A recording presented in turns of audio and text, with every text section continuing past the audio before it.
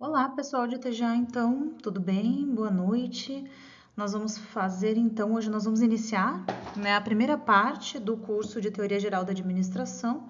Então, nós vamos apresentar a disciplina de TGA, falar um pouco do que é teoria, não é? E depois disso, nós vamos falar um pouco também da teoria científica.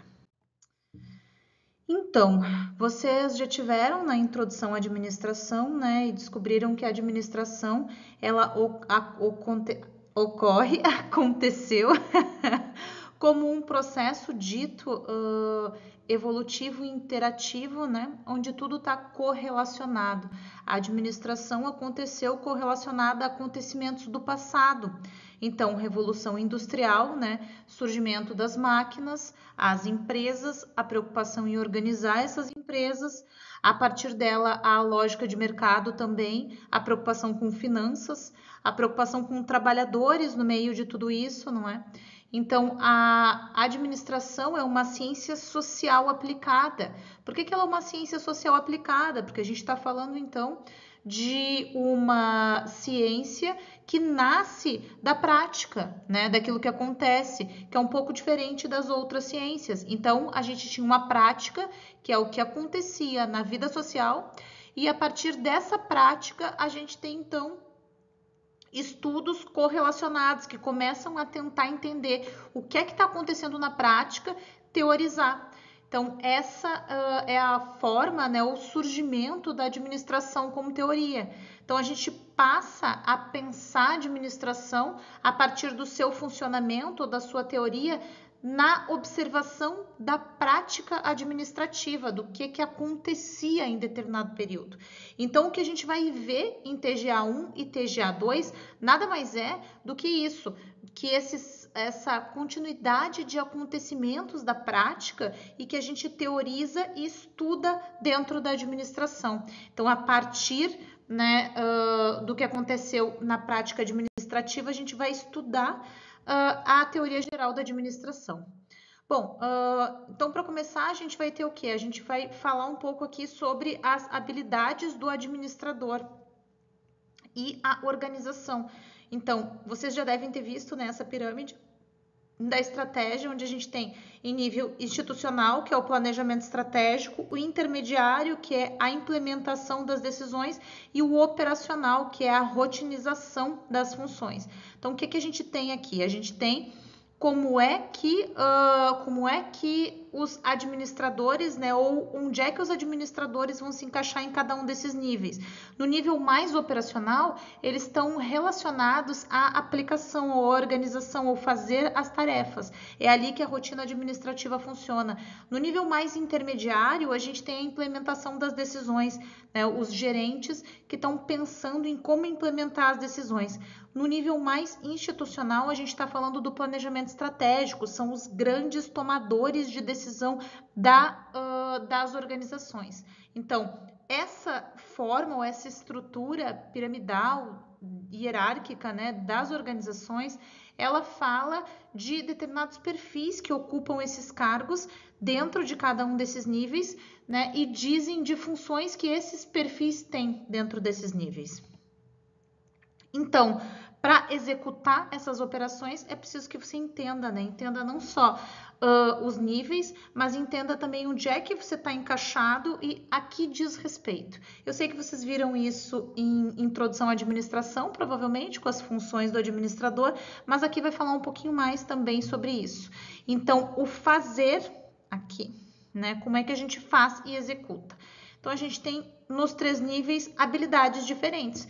A gente tem lá no nível da alta direção as habilidades conceituais, né? Onde a gente vai compreender melhor as ideias e os conceitos envolvidos. No nível mais intermediário, a gente tem as habilidades humanas. Então, a gente tem essa preocupação com o relacionamento interpessoal, né? De como é que ele vai acontecer nas organizações. No nível mais operacional, a gente está falando de habilidades mais técnicas, o manuseio de coisas físicas, né? Como é que a gente faz as coisas. Então, Isso para explicar um pouco como é que se relacionam os níveis de estratégia com as habilidades do administrador e a interface que isso tem com o que a gente vai estudar em seguida, que são as primeiras teorias gerais da administração. Então, dentro desses... Vou puxar aqui. Dentro destes níveis, a gente tem, então, habilidades conceituais, humanas e técnicas, e a gente tem tarefas e uma estrutura, e as variáveis são as tarefas, a estrutura, as pessoas, o ambiente e a competitividade. E, em tese, quanto mais alto você está no nível hierárquico, mais essas habilidades são pedidas, né? Elas são as habilidades que a gente precisa entregar. Né? E elas surgem em decorrência do quê? Elas surgem em decorrência das teorias administrativas. Então, é a partir das teorias administrativas que a gente começa a pensar, né, dentro dessas habilidades. Está tudo conectado, interligado, não é? E a partir delas a gente começa a definir os objetivos. E aí a gente vai para o planejar, organizar, dirigir, controlar e oferecer resultados, né? Então, a partir das habilidades, das variáveis envolvidas que surgem na teoria e a gente consegue definir os objetivos. O que é uma teoria, então? Uma teoria é esse conjunto é um conjunto de conceitos que surgem a partir da observação daquilo que acontece no social. Isso é teoria. As teorias da administração, então. Então, a gente tem variáveis, né, que foram observadas, e a partir dessas variáveis que foram observadas na prática, nós temos teorias que são datadas de determinados períodos da administração. Então, a gente vai estudar todas elas em TGA1 e TGA2. A gente começa olhando a primeira variável, que é a variável das tarefas. Lá na variável das tarefas, que é o que a gente vai estudar agora, a gente vai ver a administração científica. Então, a gente vai ver a racionalização do trabalho no nível mais operacional. E a gente tem lá no início da Revolução Industrial os primeiros livros que começam a olhar essa variável, que é como as tarefas são executadas, para compreender. Depois a gente tem as variáveis relacionadas à estrutura da empresa, à organização. E a partir daí a gente tem teorias que são estudadas. A gente tem o quê? O processo administrativo, a burocracia e a estruturalista. Todas essas teorias, de 1916 até 1947, né, e ali a gente tem alguns enfoques relacionados a elas, todas essas teorias vão falar da observação que se faz da estrutura, de como é o funcionamento da estrutura. Depois disso, a gente tem as teorias relacionadas à variável pessoas. Dentro da variável pessoas, a gente tem relações humanas, comportamento e desenvolvimento. Todas essas teorias falam da variável pessoas. E aí a gente vai ter ali, né, estudos sobre motivação, liderança, estilos de administração, mudanças, de 1930 a 1960, mais ou menos. Depois, a gente tem a variável ambiente. E na variável ambiente, a gente vai estudar os sistemas, a estruturalista e a contingencial, que é quando a gente começa a olhar, né, para fora do ambiente organizacional e tentar entender ele. Então, a gente vai ter a abordagem do sistema aberto, intra-organizacional, ambiental e análise ambiental. Isso lá nos anos 80. E a partir dos anos 2000, a gente vai inserir uma nova variável, que é a competitividade. A partir dessa nova variável, que é a competitividade, a gente vai tratar de novas tendências. E aí a gente vai ter aprendizagem, capital intelectual e outras tendências da administração que a gente vai estudar em TGA1. Então, fatores que provocam impactos profundos nas organizações. O crescimento das organizações, uma concorrência mais aguda, a sofisticação da tecnologia, taxas elevadas de inflação, globalização da economia e internacionalização dos negócios.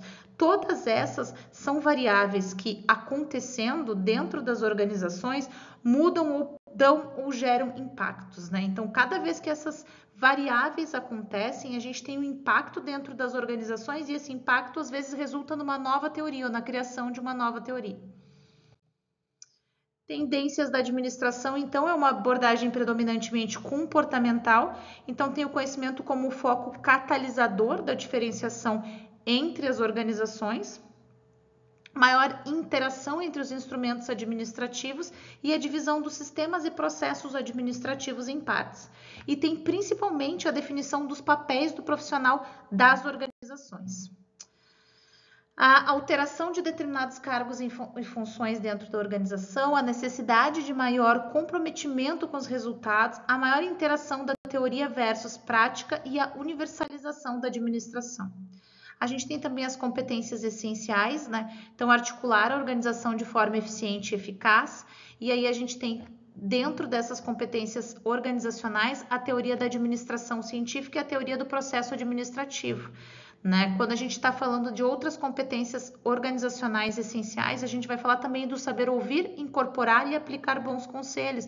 Ela se relaciona com o quê? Com as teorias das relações humanas e as novas tendências.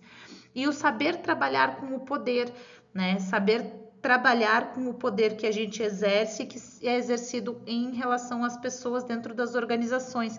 E aí, quando a gente está falando dessas competências, a gente está falando do quê? Da teoria da burocracia e da teoria estruturalista. Então, saber identificar em tempo real mudanças externas à organização. Saber identificar e usufruir as oportunidades externas da organização. Que é, então, a teoria dos sistemas e a teoria contingencial. E aí, então, saber se posicionar rápida e de forma acertada no mercado. A gente tem as teorias comportamental, de sistemas e contingencial. Então, cada uma dessas competências essenciais, ela é mais ou menos atrelada a uma dessas teorias. Mais ou menos por quê? Porque não significa que não exista ou que não vá funcionar nas outras teorias também. Então, saber trabalhar com equipes multidisciplinares é o quê? Teoria comportamental, teoria do desenvolvimento organizacional, saber criar mecanismos facilitadores de integração, teoria das relações humanas ou teoria dos sistemas. Saber estabelecer prioridades da organização, a gente está falando da administração por objetivos. Manter o foco sem perder a visão do todo, sistemas. Saber estabelecer, aplicar e avaliar objetivos e metas, a teoria da administração por objetivos. E as novas tendências. E saber avaliar as pessoas e mecanismos de formação de líderes, a gente está falando de teoria das relações humanas e novas teorias modernas. Então, o que é isso, né? Esse é um apanhado inicial para a gente entender um pouco quais são as competências essenciais existentes e como é que essas competências estão associadas a teorias da administração, tá? Agora a gente vai voltar lá para 1903 e a gente vai começar a falar de administração científica. Então, assim, o contexto histórico qual é?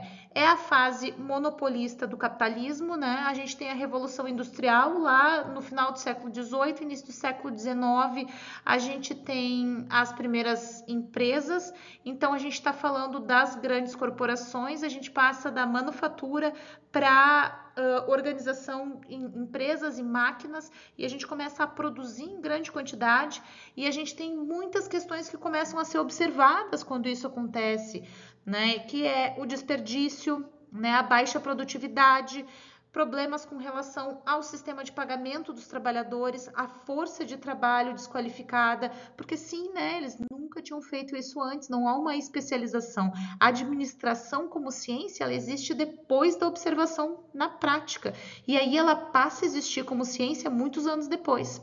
A gente tem pressupostos, né, para tratar disso, como o pressuposto do homo econômicos, que é o ser humano essencialmente egoísta e irracional, que é orientado por motivações materiais. A organização, então, ela é considerada um sistema fechado e tem foco nos processos internos. Existe uma ciência da administração que é capaz de ser universalizada. Quem são os principais idealizadores da administração científica? Bom, a gente tem o Taylor, né, que é o criador estudioso com a atuação mais destacada na teoria. A gente tem o Lawrence Gantt, 1910, que criou um gráfico, que são métodos gráficos para acompanhar a produção. A gente tem o Gilbert, a gente tem o Emerson, e a gente tem o Ford e a gente tem o Karl Landgraf. Então, todos estes teóricos, eles partiram da observação da prática, do que eles viam dentro das empresas ou o que eles viam acontecer, para então teorizar. O primeiro deles, que é o Taylor, nasceu em 1850.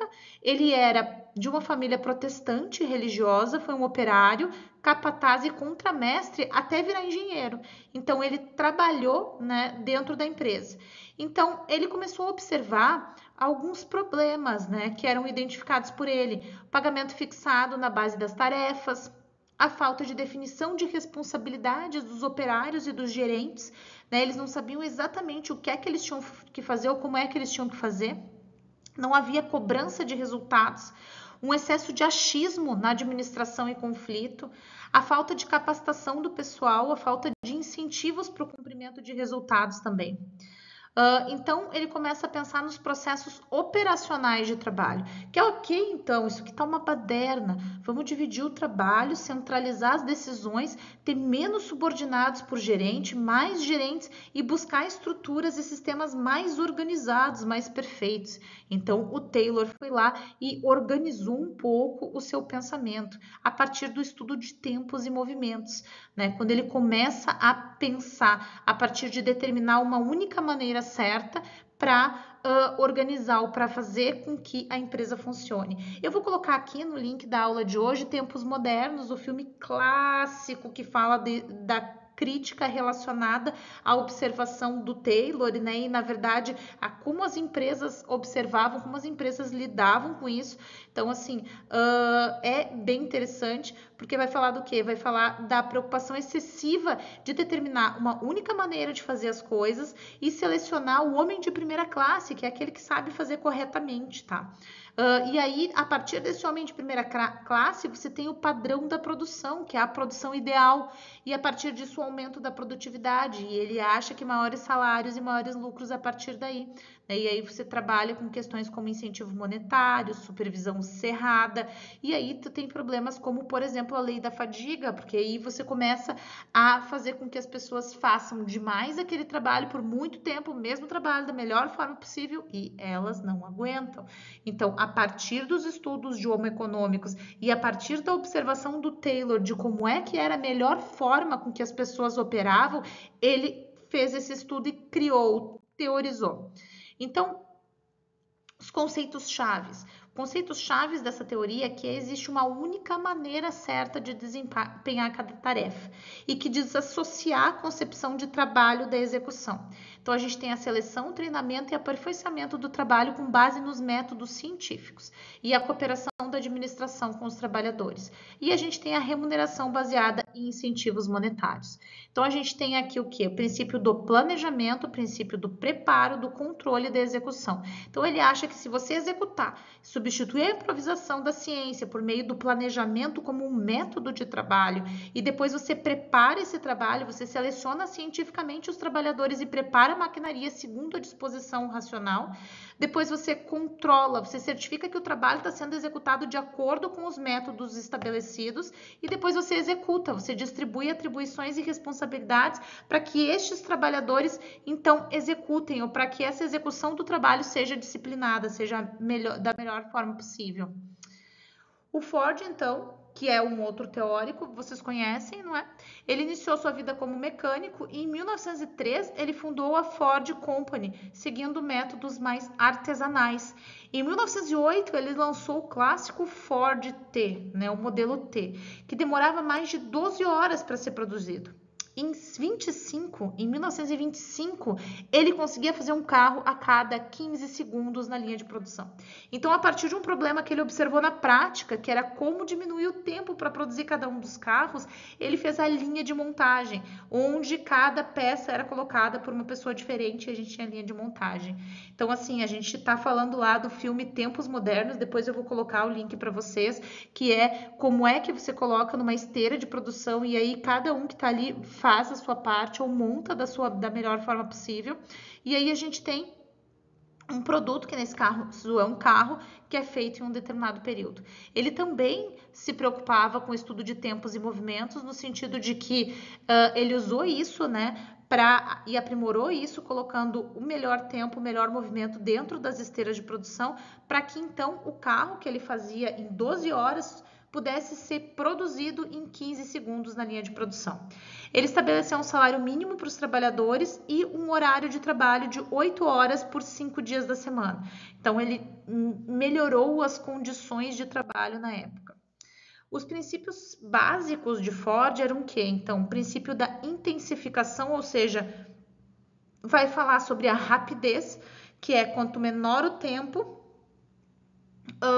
que você usa e quanto mais você poupa matéria-prima, melhor. A economicidade, que é reduzir o volume de estoque, ou seja, o estoque deixar mínimo, para dar uma alta rotatividade. Você está sempre produzindo rapidamente, levando esse estoque produzido para venda. O princípio da produtividade, que aumenta a capacidade de produção do homem no mesmo período. O princípio da exceção, né? Se preocupar com as correções, se ocorrerem desvios fora do padrão. Principais, então, contribuições, a melhoria acentuada da produtividade e eficiência nas fábricas através de um método científico, a introdução de uma forma diferenciada de remuneração relacionada com a produtividade, a criação de base para o desenvolvimento de linha de montagem que propicia a produção em série. Como críticas, a gente vai falar então do mecanicismo, da superespecialização do operário, da visão microscópica do homem, que ele só pode fazer aquela pequena tarefa, né? E o quanto aquilo é desgastante, o quanto aquilo vai fazer com que este trabalhador fique, que ele tenha o seu corpo completamente dominado por essa produção, então ele vive em função do seu trabalho. Vai também falar da ausência de comprovação científica e de uma abordagem mais prescritiva e normativa, né? Uma abordagem de um sistema fechado. Ele tem um enfoque racionalista, então, nos dias de hoje a gente pensa, mas isso era lá do Ford, né? Não, nos dias de hoje a gente tem muitas e muitas empresas que atuam, que trabalham, né? Ainda numa produção fordista, né? Numa produção taylorista, onde a única preocupação é diminuir o tempo e fazer com que que renda cada vez mais o trabalho. Então, a gente vai ter aí o estudo dos tempos e movimentos, a análise da produção em massa e a estruturação da especialização dos trabalhos. A gente tem, então, esse enfoque racionalista, né? Porque a gente tem lá no século XVII já Descartes, quando vai fazer a substituição do tradicional pelo racional, então a gente começa a operar pela racionalidade. Qual é a forma racional de fazer isso, né? Então a gente não pensa mais na forma tradicional. Lá no século XVIII, a gente aplica o racionalismo às ciências naturais e, finalmente, depois às ciências sociais. E aí a gente tem os fundadores da escola clássica, né? Alguém será um bom administrador à medida que seus passos forem planejados, organizados e coordenados de maneira cuidadosa e racional. Então, a gente vai ter aí essa preocupação pela eficiência e racionalização do trabalho do operário.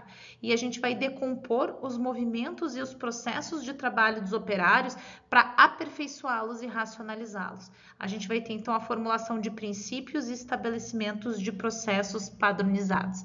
Então, a gente tem aí formas de trabalho, né, que são, e assim, se vocês pararem para pensar por um minuto, olhem agora assim para as empresas que vocês conhecem na rua de vocês, na cidade de vocês, no estado de vocês, vocês vão perceber que a maior parte delas organiza-se a partir dos fundamentos dessa teoria, né? Da primeira teoria, da teoria clássica, né?